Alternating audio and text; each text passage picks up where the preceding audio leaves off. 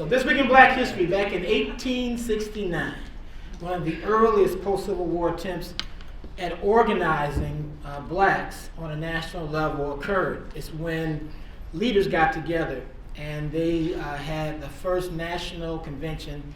I put black, but it's really of colored leaders. They didn't use the word black in those days. It was held in Washington, D.C., and all kinds of leaders. It had been about 4 years since slavery had ended in most of the country, but they had been working for decades, even before they were free, to make sure once they were free, that whether it was a lawyer or a preacher or whoever else, whoever led, they would get together and talk about what's happening in their community and states.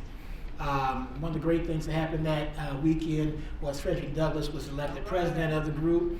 A very, very incredible man himself. If you get a chance, go online and look that up and read what these guys did. We can copy that.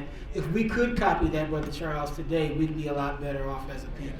Amen. This week in Black History, back in 1879, a mob in Arkansas accused a young man by the name of Ben Daniels, who was a black man, of theft for trying to spend a $50 bill. Wow. The man that owned the store said that there's no way that a blank should have a $50 bill. So they called the police on him. Now, $50 doesn't seem like a lot of money. Some of y'all thought, just spend that now and think about it. But if it was today's actually amount, it comes to $1,125.26. And in Arkansas, they said there's no way he could have that unless he stole it. And so what they ended up doing, they killed him. And then they went and got his two sons and killed them too. And that's called generational murder.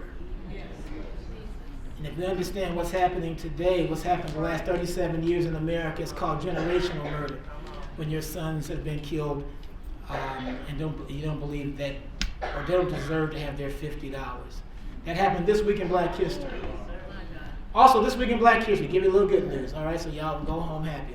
In 1965, even though it's a sad day, there was a young lady by the name of Lorraine Hansberry. She's an author, she was a dramatist, and she was a wonderful lady. She actually passed away of cancer this week in Black History. She was 35 years old, young lady, but she was brilliant.